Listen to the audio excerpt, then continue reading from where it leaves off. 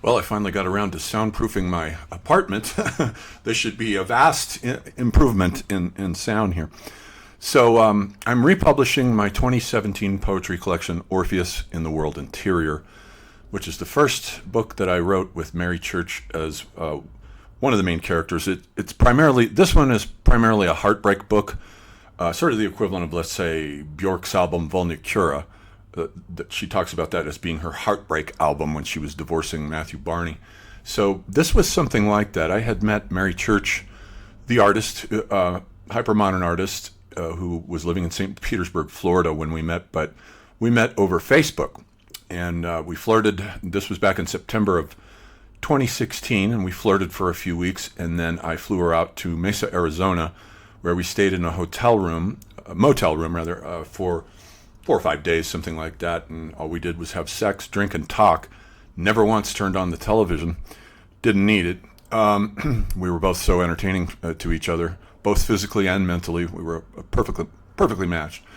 And then I flew her back to St. Petersburg, and then a few weeks later, I flew out to St. Petersburg to live with her for about 6 weeks. She was a webcam model, and I had never. I have nothing against webcam models, quite the contrary. But I had never interacted with one. I didn't really I was naive. I didn't quite really know. I was 48. She was 23. Quite know what to expect. And it was too much for me. It was the jealousy, her making sounds in the other room and so forth. I couldn't take it. So we had a crash and burn, and I went back to Phoenix at the beginning of January 2017, where I then used my grief sort of as fuel for a creative explosion. I'd had a dead year mostly through 2016 of just drinking and wandering around through shopping malls drunk all day. I was becoming a ghost prior to meeting her, so she revivified me. She became my muse, what in Indian philosophy is called a Shakti. Every god has his goddess as his Shakti, who stimulates his world, his imagination, his everything. And when you have that kind of a muse, anything is possible. You can do all kinds of unbelievable achievements. With Mary as my muse, we went bowling one time, and I threw strike after strike after strike after strike after strike just because she was there. And I had only bowled once or twice before in my life. That's the power of a muse / Shakti. All right, so let's read through Orpheus in the World Interior. I just uploaded it to Amazon today, so it should be available for purchase in hardcover, full color, and also in paperback early next week, maybe Monday or Tuesday, I think.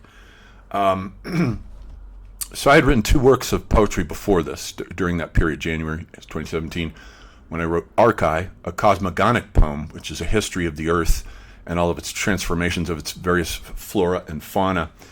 And then the Gilgamesh novel came right after that. And so this is the first literary work that I wrote with her as the main character. The second was Gravity Girl. And they sort of balance each other, whereas the second person you in this book is myself addressing myself, as though I were outside myself. The second person use in Gravity Girl, however, always refers to Mary Church.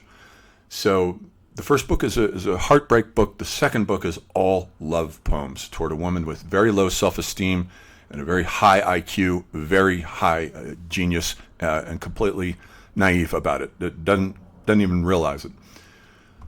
All right, Orpheus in the World Interior, a poetic cycle. Special thanks go to my bro, Tom Ebert. I consider this to be an operation of the brothers Ebert, kind of like the Coen brothers. He solves all the technical problems. I do everything with words. And the great poet, Los Angeles poet, Michael Aaron Kamens, and also Mary Church herself. Kamens was the one who came up with the idea for the book. He said, why don't you, because I had already written one Orpheus poem in my first collection, These Things We No Longer Are, which I'll be republishing next week, by the way. And there's an Orpheus poem in there, which I have appended in the back to this book. He said, why don't you tell your story using the mythological stencils of Orpheus and Eurydice? Because in a way, so I lost her twice. The first time I lost her to the electronic world of the world interior, the internet, where she disappeared. And after I flew back to Phoenix in January of 2017, we never met in the flesh ever again. Even though we continued the relationship off and on for 2 more years, And then in January 2019, she put a bullet through her head, and I lost her again to another underworld, this time the astral plane, the real one, the place Billie Eilish asks, where do we go when we sleep? We go into the astral plane, and it's the same place we go to when we die. So I lost my Eurydice twice. And this is a quote from the French modernist poet Robert Desnos. The walls rise at the sound of Orpheus's lute and crumble at Jericho's trumpets. And here we have a painting that she did when she was in high school. And I've called it Orpheus. Orpheus does lose his head. So recall the story that Eurydice is bitten by a snake, so her shade goes into Hades. And when he plays his lyre, rocks and stones and things form into buildings. Art and civilization comes into being. They're connected. Without art and inspiration, you don't have civilization or culture. Just a bunch of people living in grass huts. Nothing against them, but the human species can do better than that. So here he is. You can see a fish up there, up above on the right-hand side. So he's in the water. It's as though he's been torn to pieces. And in the myth, recall that his head goes downriver to, or across the ocean to the island of Lesbos, the island that was sacred to this blacksmith, Hephaestus, and also, what's the female poet who's famous there? I've forgotten her name. And it becomes an oracle. So that's basically what happens here. So let's continue. Here's the table of contents. And this guitar painting that she did, and it's sort of like the lyre. I put it in here because it's like the equivalent of Orpheus's lyre that he plays. She started as a musician, actually playing guitar, and then switched to art. And here we are, Prologue at the gates. Someone said, or you said, the thing we weren't supposed to say, neither one of us. And it brought forth the darkness out of the chasm, ripped into the earth where the gates that go down open up, and the charcoal gloom shattered the fluxes of the luminous nets woven between us, spidery arcs of delicate light in the nexus that came within, something unsayable and inexpressible, beyond the vessels of words that crack open when they are freighted with unbearable things that reach into the shadows beyond them. And the light that we had, composed of tiny atoms of the sun gathered together between us, was gone, faster than it took to be born, for things come into the realm of clay only very slowly, but they leave sometimes with unexpected rapidity that leaves behind ghosts, shadow marks on walls and in things, like the retinal burns on your eyes when you've looked too long at the sun and then turn away. It was gone, that light, soaked up by the darkness that came forth from that cleft in the earth, where something old and ancient once dug it out, and then perhaps disappeared down inside of it. Phantoms were there now, where they never had been before, and neither you nor I could say the one thing we thought that was inexpressible, except in a language so old that both of us had forgotten how to speak it. And once it was there, the darkness was so ancient, for men had been fighting it with torches since they climbed up from holes in the earth, that neither you nor I could do anything to stop its riotous growth as it began to fill the insides of us both with bewildering complexity, growing more by the day like a woman whose womb expands, cell by cell, as the ancient child within her draws its strength from her body and uses it to make its own life ever larger. Only it was darkness, building its home there, on the inside of us, stealing life from our lives to make itself stronger. And then came the moment when it happened, and you were gone from the world of the light, and I fell on my knees to the floor and began to gather the dark that confined me to find you. Destitution. In Hades, but no longer. The vault has been left open, and now it's in everything. London, Paris, Zurich, New York. The darkness beneath, beyond, behind, and below. Airports frame vectors of monstrous skeletal powers to cross all planetary gates, save that one that crosses into ungrounding. Broken wreckage of splayed chaos light over the Earth shield. Orpheus wanders upon it, across the spent, bent-round surface of a world now a globe in black mother space. He stopped on his way, at the inn for a drink, among the ancient solemn guild of wayfarers who studied him with yellow eyes, to sing a song for the dead. But the poem that evokes the god, is it unfinished? A piece of luminous blackness with an opaque transcendence of soft, luminal geodesic earth shapes that radiate out across the sky bones. The song gathers the ones who are blind, azimuth of exclusion at the ports of temporal transcendence. London, Paris, Zurich, New York, dark luminosity, ever present, and the song will not wear it down. To gather them, sing it.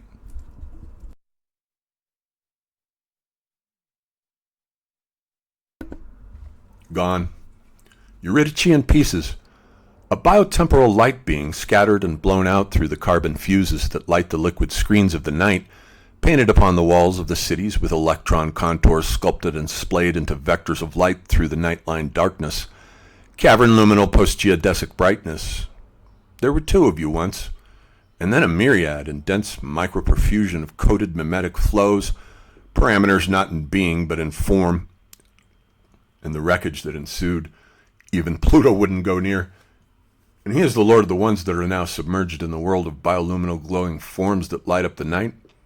World cities, sunken into the shipwrecked earth, archaic profusion of screens that bring phantoms from the world below to the world above and over us. Satellized in the insect eyes that scan in glowing luminosity of form, night rivers of flowing orange magma that stripe the black orb. Eurydice is lost across the screens of the night in the world of light that binds her.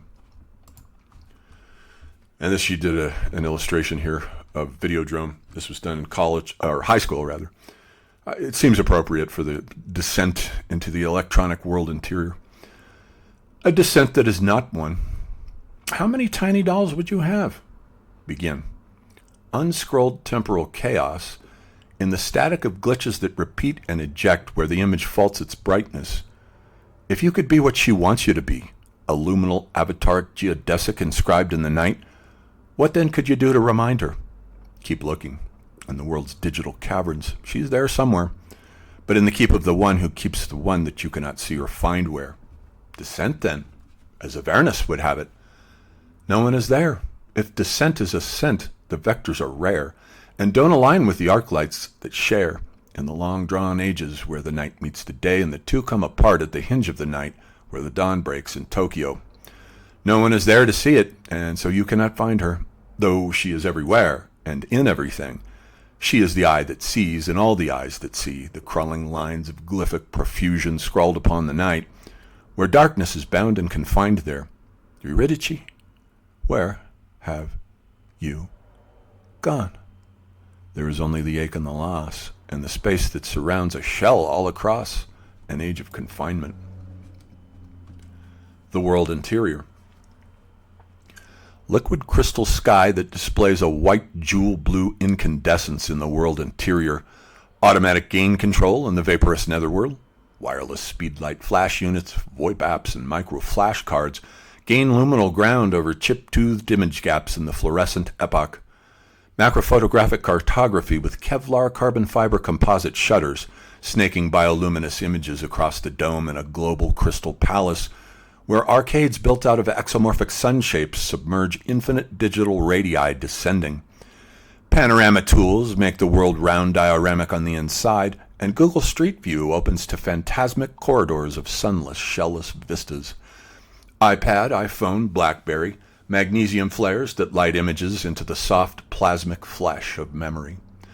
Where rusted racetracks once beheld hippodromes, now only neoprene fleshware glides in a flood of iridescent neurons while technical tools grow out of bones that biomorphically annotate the wireless speedlight units condensing upon their shores.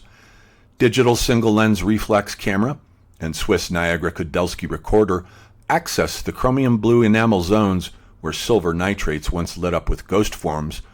Blogs, vlogs, TIFFs, and GIFs, with a photomechanic browser to scan the earthlight for traces of her there where there is no there.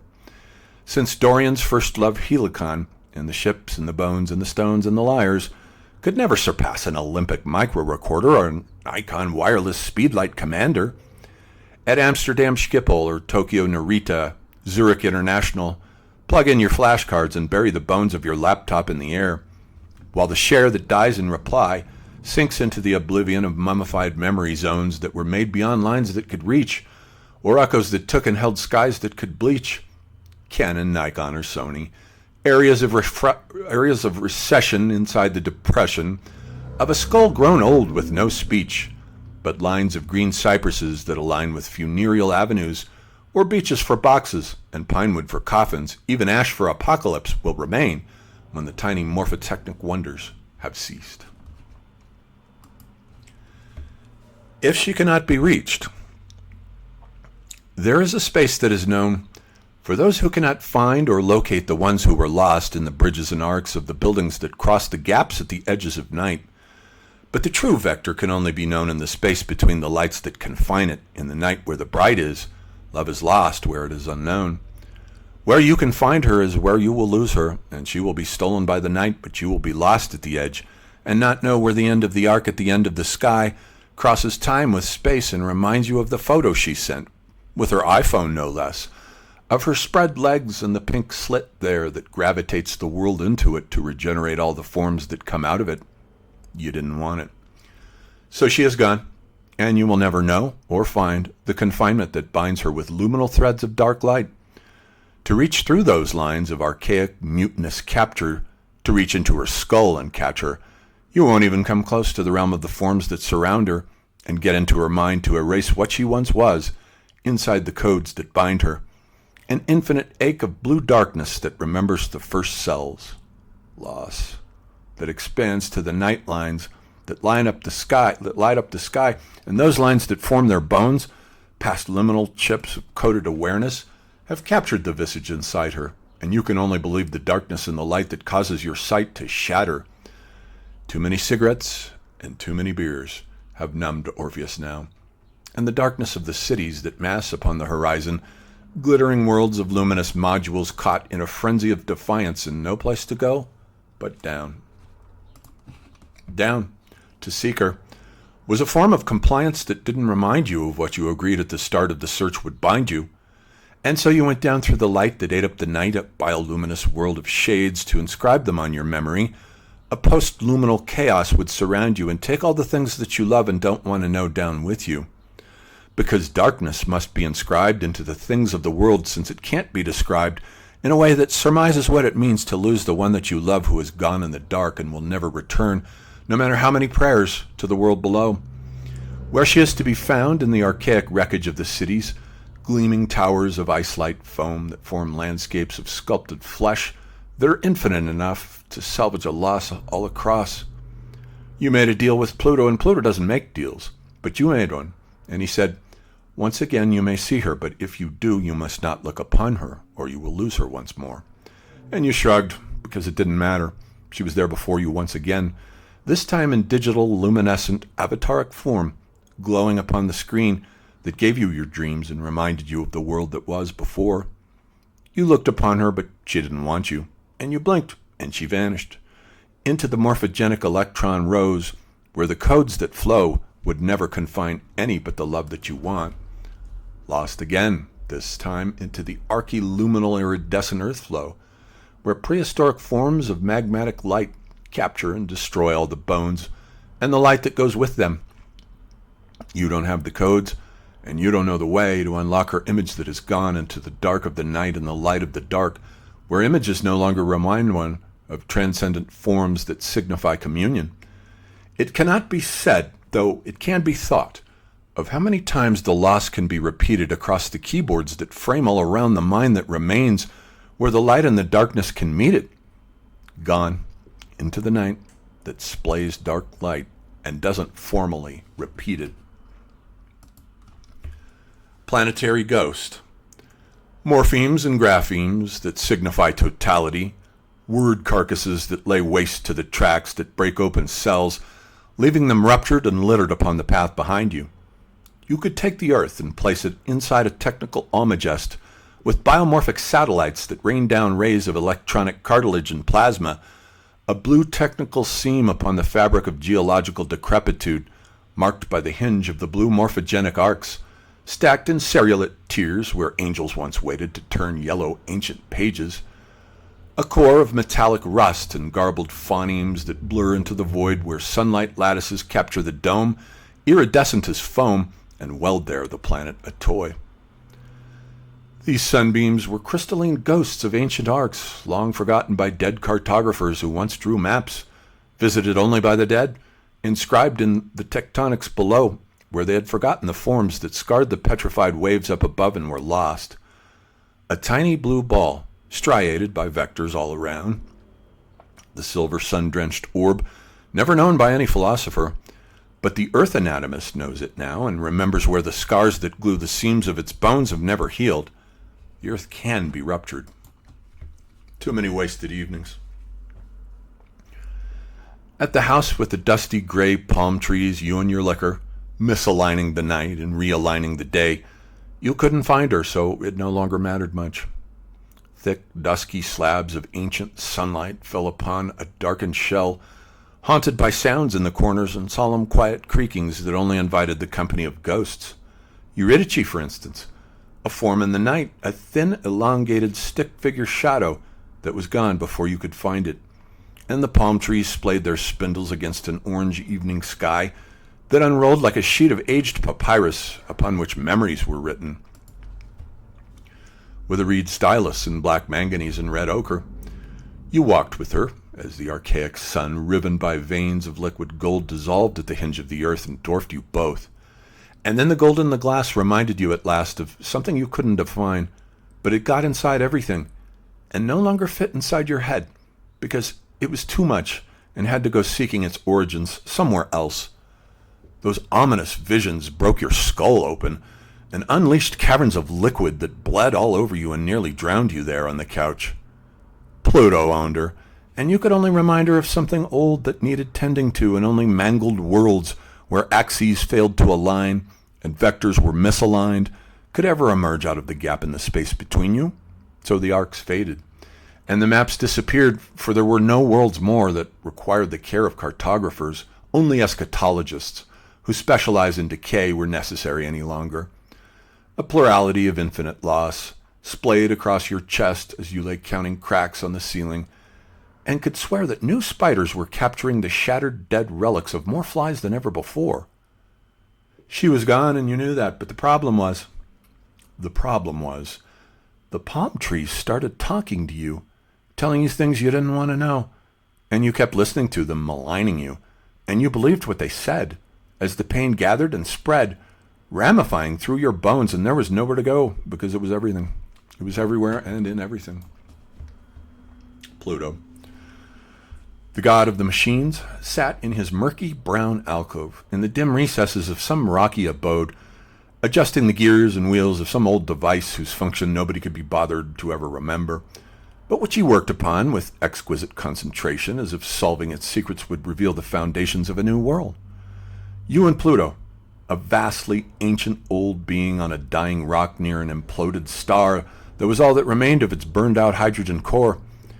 In the end, as you made your case while he worked on his device, scarcely listening, Pluto gave her to you, but it didn't work, because her image multiplied in the world interior, where it was made to glow like a magmatic ingot in a forge of digital polymorphic luminescence.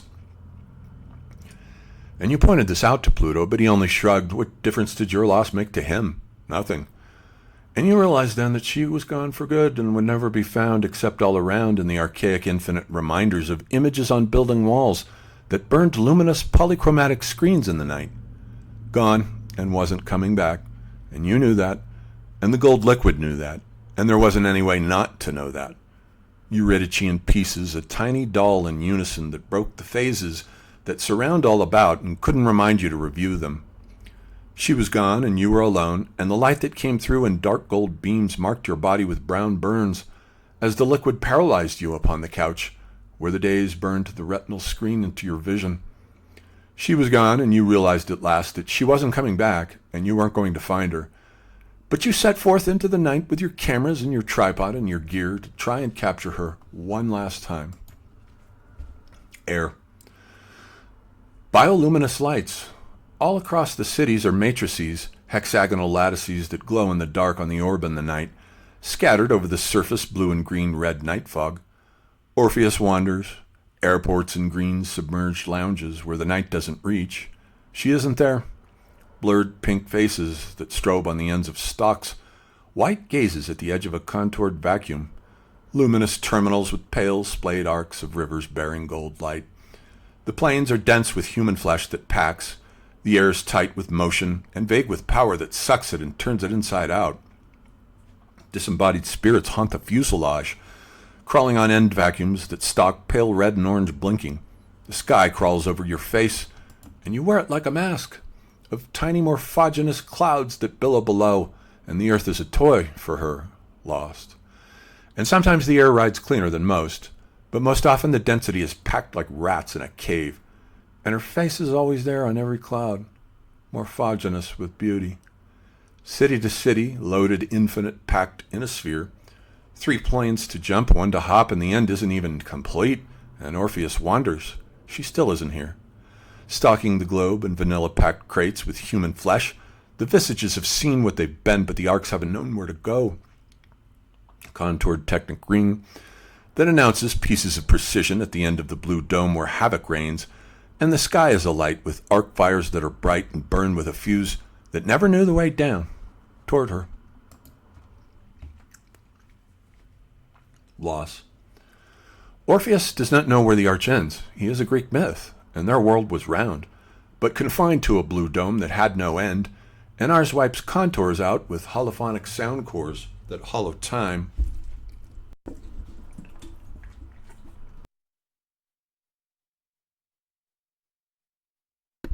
Orpheus does not know where the arch ends that englobes the soul and turns the inside out to where the logos ruptures form with semiotic quakes. But Orpheus does know one thing, that sadness, like the round earth, is infinite, a sphere that never ends. Orpheus is aware that all spheres open up eventually, like small animals with tiny ruptured lives abandoned by the tides, a round livid darkness that forms in hollow lipid spheres that dissolve into chaos and forms of mercury quicksilver liquidity. Orpheus remembers vague amorphous forms on the dark mind that crawls over them, memory fragments that resound and bulk in pieces that part and break, not much more than a white darkness, and stirs the fronds on the palms in the garden out back where the wind brushes the night blue.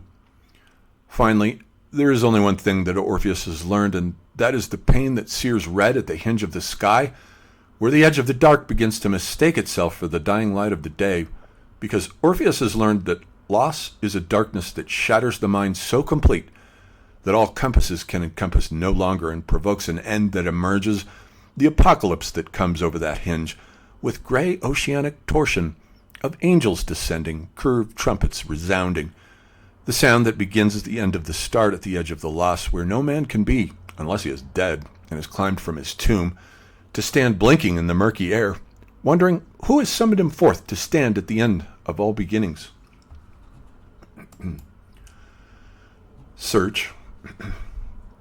The ancient archaic blue tent sky that ruptures all form, nocturnal cavern of blue-green day gold, and pieces of the infinity that you caught with chips in your mind, smooth internal luminous blue seam of the cream-colored white arch that gathers bones like sediment in the dark of the old gray edge. Tent seams around the horizon that leaches a pale green gold from the flows of mutagenic amber, and streams of blue-purple shot forth into the circuit. Planetary Junkheap of rotten images, towers of silicate foam on the sand, dismantling magnetic pulse fields on the shores where the white islands meet the blackened burnt gray.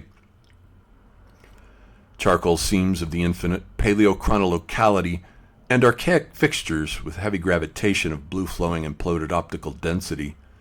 Words become vessels of archaic rapture in the bone dream intensity of ecstasy, where the sky ensheathes the earth all around, ever-present foamic white optics to remind you of the telepresent fixity where Eurydice was, and now only is no longer than before. Temporal seams have imploded, and the sky cannot bear her weight any longer. Monochromatic solar densities that bleed white ice at arcs that cross, azimuth and declination of a shattered heaven, ruptured and scanned by multiple cells, a matrix of noise that hollows, denticulate architectures bleed, flow, and morph, with shattered optical frequencies that capture waveforms to form hollow lipid spheres of morphological tensegrity and opaque transcendence. Floating architectures drift in towers of dark light, multiple entries of shattered scans with vibrant tensors that resonate and break into the arcs of glittering sun foam that shine with internal luminescence and render pallid dreams into archaic oceans of fantasy, nocturnal glow with morphic organs that scintillate into fields of intensity across crumbling sunbeam surfaces and rusted ruined hulks built with gantries of uranium carbide, to find her through these flows. Infinite.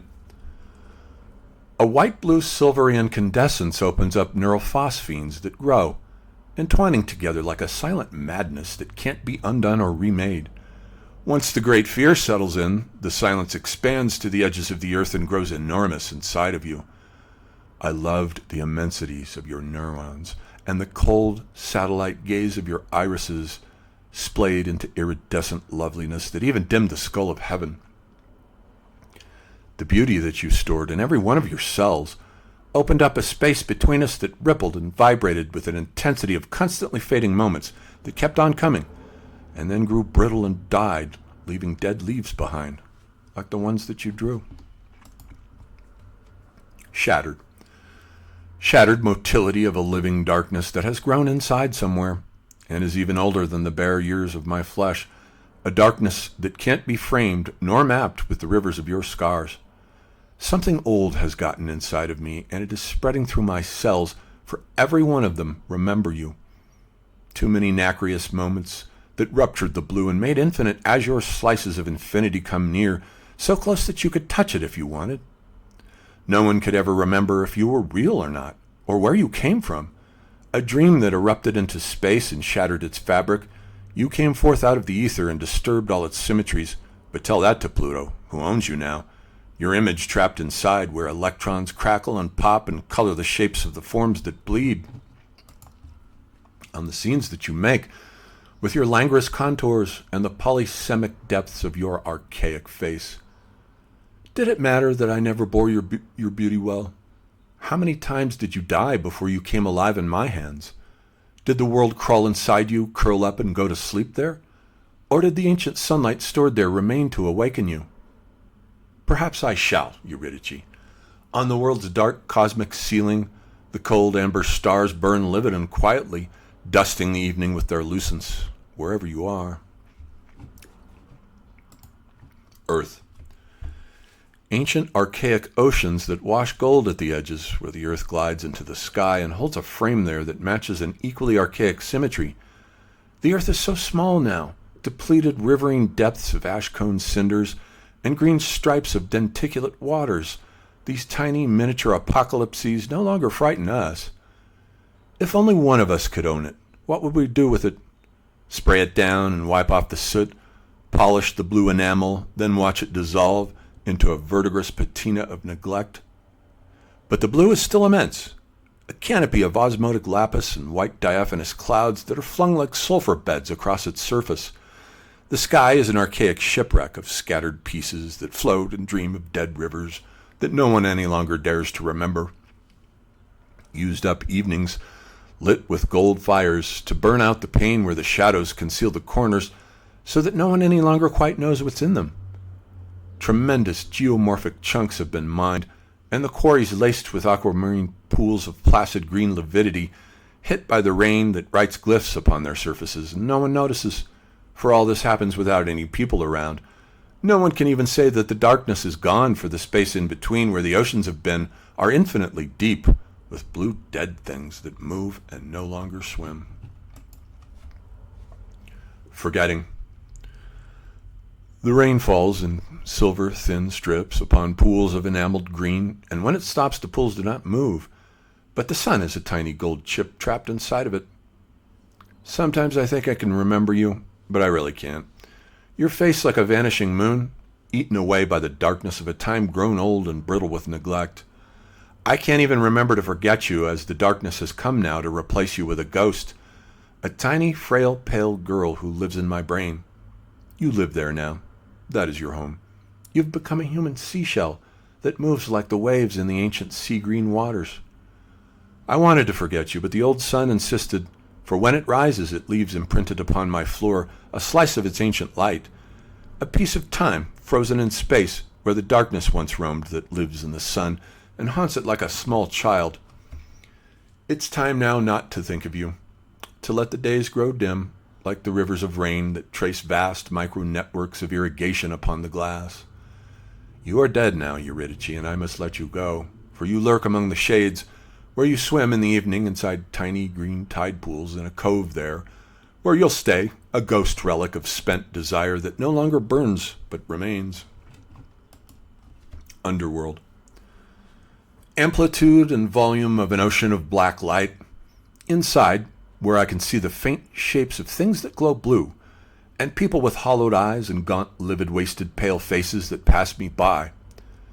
It is my own private underworld, full of searing lights of blood flame that walk, but words never slip forth from their desiccated tongues that live in mouths like caves where a bloated purple worm lives.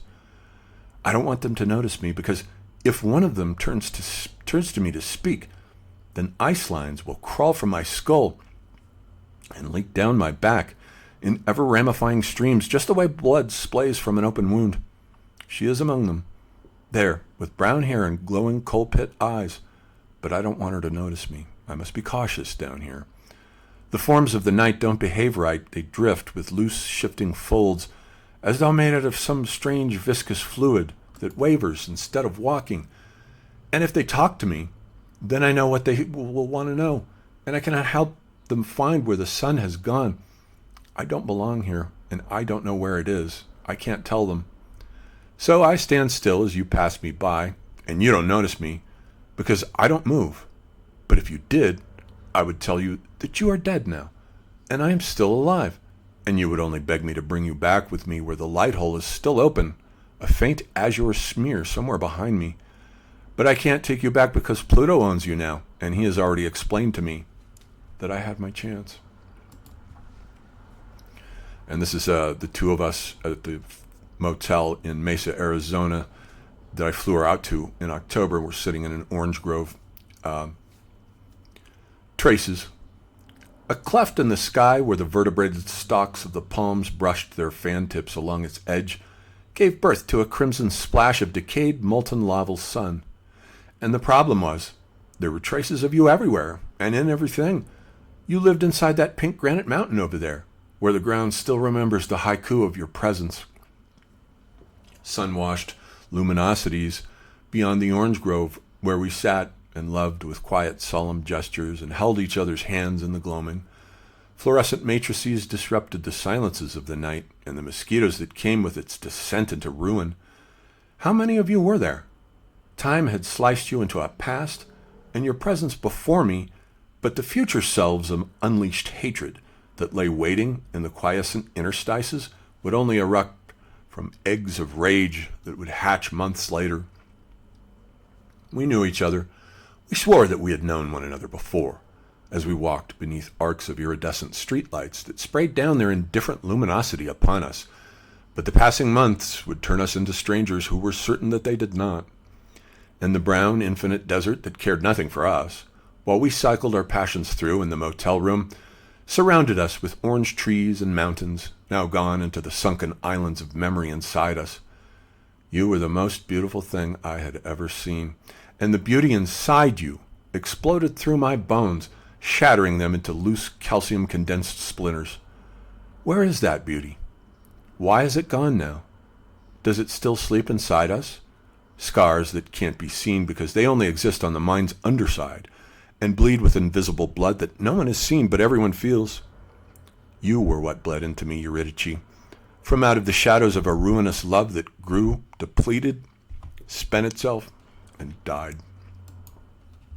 Darkness. I walk the sidewalks at night and step into pools of chromium light where the wind blows the fronds, carrying the darkness inside of me, a new annex to my underworld that raggedly adorns me. The loss grows inside of me too. An embryo is forming there. I can feel its teeth and its claws slowly emerging that will tear into the soft pink of my insides from within as it is born to the outside and I give it birth, myself from myself. What shall I call it, this thing that comes out of me? The darkness is everywhere now, in everything. It affects every thought and steals my joy from me. a shadow that follows me beneath the street lamps. I can see it there. A charcoal thin stick man that harries my steps and will not let me be. I went down into that darkness for you, Eurydice, to find you and keep you safe from the figures with gleaming amber eyes that followed you when you walked. And I held it all back for you until I couldn't anymore. And the space imploded upon me and erupted inside of me, where my anger made it decay into a slab of rotting meat. Now it's there like a carcass. Flies crawl upon it. Black, pink, green polyoptic monsters, swollen and bulbous, that swarm over decay and the livid dark edge of my fury, which feeds them with new life. These are the monsters born from your love, my dear. Orpheus gives birth. It is black, and he is foregrounded, a writhing stick figure of gray, wasted charcoal bones that lies in agony as he is bursting forth from himself, emerging in a slick, pink, wet biologic mess that ruptures in a plasmic birth of red, pink, gray fluids that squirt across the dead, brown, round ground. And Orpheus emerges from himself, struggles free to shed the bony, soft, cartilaginous body of his old wasted self that now falls away, and he crawls slithering forward, reduced to a human man-snake, as he pulls away from the bloated, pink, biologic mucus waste of himself that falls away. And Orpheus crawls, pulling himself across the stark Baconian floor, a wasted figure of biologic birth that crawls on all fours, naked and pink beneath a charcoal sky. Orpheus screams and feels himself cracking open, and rises out of himself, standing newborn, himself from himself. Now observe him. He is in three pieces: the new self that rises, and the old one that has fallen into pink ruin, and the stick-thin, spindly shadow that now has no idea where to go, and remains for a moment, vibrant in the warm street lamp pool that he bathes in, and then runs off into the night somewhere. Light. It was there, where it always had been, hiding in the darkness, a pure lavender layer of lilac and gentle light on a cool vanilla ground, luminous, and pale pink mauve orange that simmered and ruptured beneath it to turn catatonically maroon, dark and raptured. With the pulse and flow of the blood, and the light grew, darkened to purple and then to yellow, and the yellow to a faint rusty gold glow, where peach-colored tones surrounded it and engulfed the glow as the light pulsed softly at first, faint, then with a strong sheen-like effulgence that erupted into a bright shattering inferno of crystalline ivory white that splintered into fragments where pale milky edges glowed a burnt umber, and faded to a soft, muted tan dun color that darkened to coffee brown cream, and then to the darker colors of mud, and the sheen of the rapture that pulsed glowed faintly, as the dark earth engulfed it and brought it back to the valencies of brown, coppery dull with a beige undertone that glowed, in subterrene forests of deep burnt red, black, brown, with mint-colored absinthe green, and chartreuse veins shot through the brown that wove meridians of valent blue into the brown and green as it glowed inside of him, and the birth at last, as the darkness came, was complete. Pieces. Orpheus had come apart at last, and his new body thrust down its roots deep into the brown soils of the light that he had swallowed, and his head sang there, the only part of him left above ground, near the angling orange-green glow of the Viridian river that snaked all around him. And the songs came to him, the head in the ground that sang of the wasted green-blue earth, with its metallically glowing red carapace that even the indifferent satellite eyes of the lenses from space could see, as they wove electrocosmic webs of cocooned radiance all around it, insect machines spiderwebbing an old dead planet with a singing head that told songs of the darkness and the old world, and remembered the blue flame shades of the underworld, scattered across the cities at the edges of the darkness, that burnt in emerald shades of black, green, and brown in the soils of the city that no longer concerned him. For Orpheus had attained at last to the freedom which he had always sought, the freedom that sinking into the earth brought, a pale gray transcendence of song that utters forth a solemn cry of lavender rainstorms lashing the hills with their tails from the sky, where canyons of mauve-white clouds gather above the island, and the black mirror ribbon of the river beside the head of Orpheus, which sits a pale wasted skull, but reborn, telling tales of vanished worlds to an age of sinking cities that are rupturing the earth as they go down. Junkheap Sunset.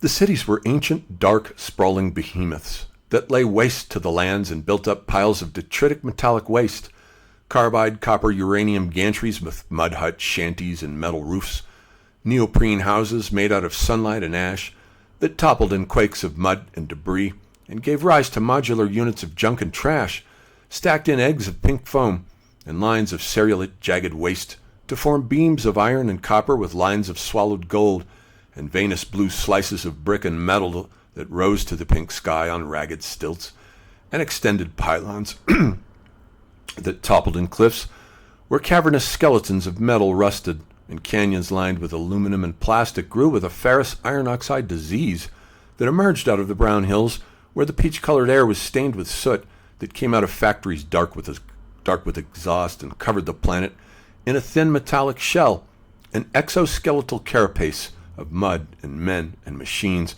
that grew like a crustacean made out of metal and formed and swallowed the edges of steel skeletons that were left from demolitions that toppled mortar bricks and masonry and scaffolds, rusted iron and gray metal skeletons, leaning and ghosting as the earth shrank into the ruinous depositions of the metal junk heaps that lay dying and wasted in the lavender sunset, where the shells of hollowed buildings with walls eaten away still stood in pieces of crumbling masonry and ruined foundations that nobody any longer knew anything about or cared to remember.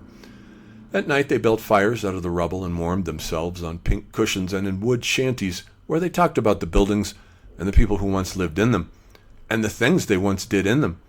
But nobody cared much to remember any more, for that world was gone, and it was best left forgotten while they tended their fires and warmed themselves beneath a sky with amber stars that burned where they had gone on burning for thousands of human years before, even though most of them were wasted and gone, like the skeletal buildings below that mottled the darkened earth with their solemn presence.